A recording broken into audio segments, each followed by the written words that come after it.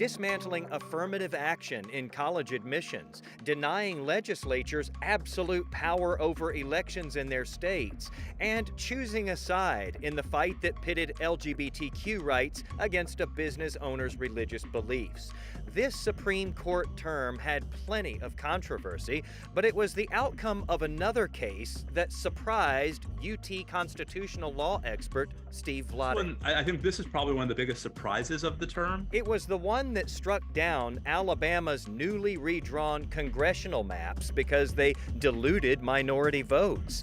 That decision could lead to new congressional maps in Alabama and in other states, and Professor Vladeck says it could make a significant political difference. I think there's a very good chance that reactions to this decision, if not in Texas, then at least in other states, could go a long way toward helping Democrats reclaim a majority of the House in 2024, which just goes back to the point about how big a deal it was that the Supreme Court intervened last term to allow these states to use these maps in the 2022 cycle. Vladeck says another big takeaway about this court has nothing to do with its controversial rulings, but rather with a historic lack of accountability as ethics scandals swirl around some justices.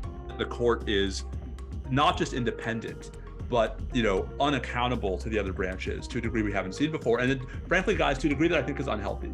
And so for me, part of the question is, whether you like the bottom lines of these rulings or not, can't we all at least agree that there ought to be a stronger dynamic where the court is one of three branches in our federal system and not the dominant one?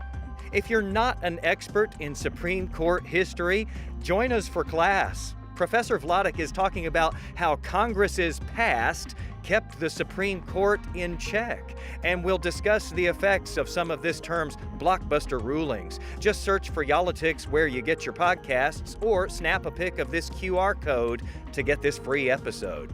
In Dallas, I'm Jason Wheeler.